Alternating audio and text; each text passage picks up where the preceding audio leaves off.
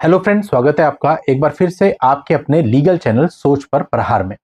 दोस्तों, आज की इस वीडियो में आपको एक ऐसे टॉपिक के बारे में बताने वाला हूं जहां पर हस्बैंड लगातार फंस रहा है। केवल समझने की बातें हैं, समझना है चीजों को और फिर आगे बढ़ना है। स्टार्टिंग में इवैल्यूएशन थोड़ी गलत होने के कारण यह प्रॉब्लम आ रही है, लेकिन प्रॉब्लम ऐसी कि पैसा और समय दोनों खराब होने के बावजूद आदमी को पीस भी नहीं मिल रहा है। देखिए, इसको विस्तार से समझते हैं। आपकी महिला सेल में काउंसलिंग हुई, काउंसलिंग होने के बाद आपकी एफआईआर हो गई। एफआईआर के बाद आप पुलिस वाले के पास गए, आपने अपने एविडेंस दिए, जो कुछ भी हुआ व्हाटएवर, उसके बाद चार्जशीट फाइल हो गई। अब इसके आगे की कहानी है कि चार्जशीट फाइल हो गई है एंड हस्बैंड पक्ष को यह डिसाइड करना है कि उसे क्या करना चाहिए। अब दोस्तों, यहां से आगे ना आपके पास काफी सारे ऑप्शंस होते हैं। एक तो सिंपल है कि आप नीचे की कोर्ट में जाओ, बेल लो और ट्रायल फाइट करो। सेकंड होता है कि आप जो मैजिस्ट्रेट साहब ने कॉग्निजेंस ऑर्डर किया है उसके खिलाफ सेशन में चले जाओ। थर्ड होता है कि आप अपनी चार्जशीट और कॉग्निजेंस ऑर्डर को क्वैश कराने के लिए हाई कोर्ट चले जाओ। ये सारे के सारे ऑप्शन आपके पास अवेलेबल होते हैं, लेकिन कुछ लिमिटेशंस के साथ, और इन्हीं लिमिटेशंस में गड़बड़ होती है। फॉर एग्जाम्पल, सबसे पहले आपको डिसाइड करना होता है कि आपको करना क्या है। क्लियर कट आपका दिमाग होना चाहिए। आधे अधूरे में काम करेंगे तो गड़बड़ हो जाएगा, दो दो एडवाइस एक साथ लेकर के चलेंगे तो भी गड़बड़ हो जाएगा। अब देखिए, फॉर एग्जांपल, आपने ये सोचा कि मुझे क्वैशिंग में जाना है, तो क्वैशिंग में आपको समय रहते जाना है। यानी जैसे ही आपकी चार्जशीट आती है, कॉग्निजेंस ऑर्डर होता है, तुरंत के तुरंत जाओ। आप अगर तुरंत क्वैशिंग में जाएंगे तो स्टे पिटिशन में लगाएंगे, हो सकता है आपको स्टे मिल जाए, नीचे की प्रोसीडिंग बंद हो जाए। कुछ मामलों में आप सेशन कोर्ट का रुख करते हैं, वो भी आपको लोकल प्रैक्टिस के अनुसार करना चाहिए। बहुत सी जगहें ऐसी भी हैं जहां पर सेशन में कोई आपको इस तरह के मामलों में रिलीफ नहीं मिलता है, तो वहां पर अगर आप सेशन में जा रहे हैं तो उसका कोई भी फायदा आपको नहीं है।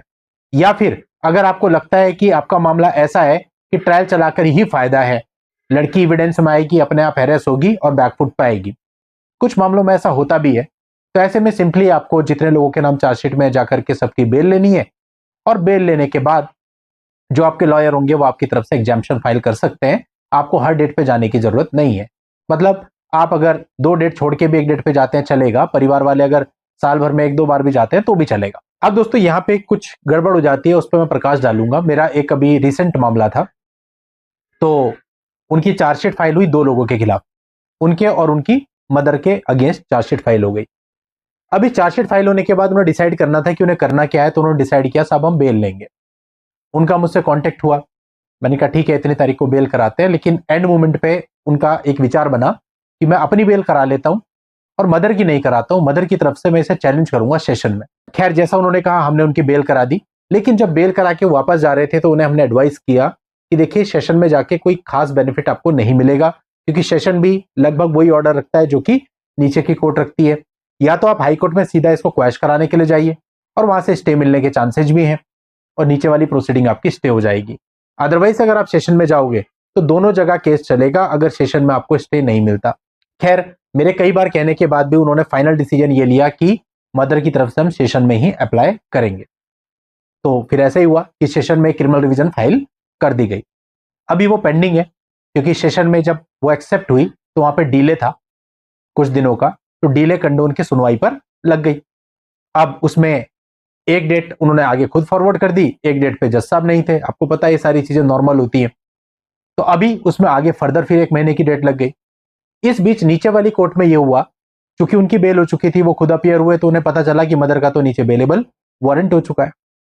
अब इस बेलेबल वारंट को रोकने के लिए आप क्या कर सकते हो, क्योंकि सेशन से तो अभी तक आपको कोई रिलीफ है नहीं, क्योंकि अभी तो आपका डीले माफ होगा, 1-2 हियरिंग उसमें लग जाएंगी, फिर उसके बाद आपकी रिवीजन एक्सेप्ट होगी, रिवीजन पे सुनवाई के लगेगी, फिर उसके बाद भी स्टे मिलता है या नहीं मिलता वो भी 50-50% है। तो यानी इतना टाइम तो कोर्ट रुकेगी नहीं, ना दूसरी पार्टी रुकेगी।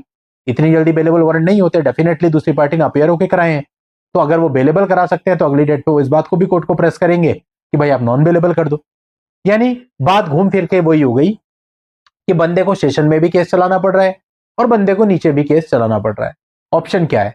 अब सेफ साइड के लिए हम तो ये कहेंगे कि मदर की बेल करा लो, ताकि उनके वारंट एटलीस्ट कैंसिल हो जाए, उसके बाद सेशन में फाइट करते रहो आप।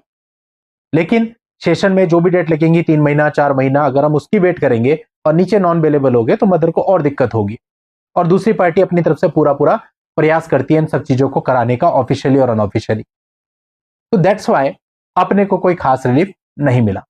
और दोस्तों अगर हमें दोनों जगह ही केस चलाना है तो फिर ऊपर जाने का फायदा क्या हुआ? तो इसलिए इन सब चीजों पर आपको बारीकी से विचार करना चाहिए। तो दोस्तों इन चीजों पे ना पहले ही सोच विचार करना है, मेरिट और डिमेरिट दोनों देखना है। ये नहीं कि किसी ने कह दिया ऐसा कर लो तो बस उसके पीछे चले गए। ऐसा बिल्कुल भी मत करो, ब्लाइंडली किसी को भी फॉलो आपको नहीं करना चाहिए।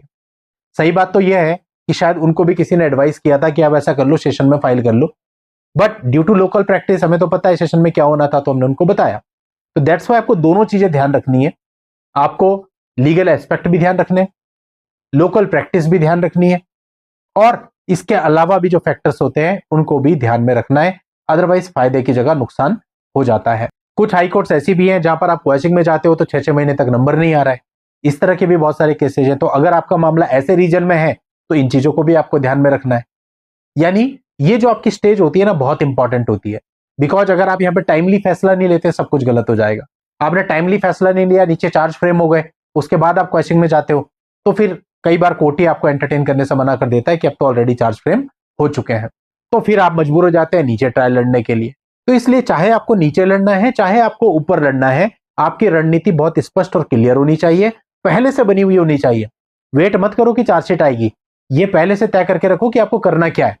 फिर जब चार्जशीट आएगी उसके बाद तो सीधा वर्किंग करो, और जितना जल्दी हो सकता है आगे मूव ऑन कर जाओ। जो भी आपको करना है, सेशन में जाना है चाहे हाईकोर्ट में जाना है, अपनी सीधी सी चीजें जो बिल्कुल सीधे तरीके से सॉल्व हो सकती हैं उनको कॉम्प्लिकेट मत करो। अभी एक और मामले का आपको उदाहरण बताता हूं। एक एनआरआई क्लाइंट है, उनका यह था कि 498 केस चल रहा था, वारंट इशू हो गए थे। तो सिंपल तरीका था कि वो इंडिया आते, अपनी बेल कराते, वारंट कैंसिल हो जाते, उसके बाद वो वापस यूएस चले जाते, आराम से रहते रहते, कोई दिक्कत नहीं थी। उसके बाद वो ना भी आते तो उनकी तरफ से लॉयर अपीयर होता रहता।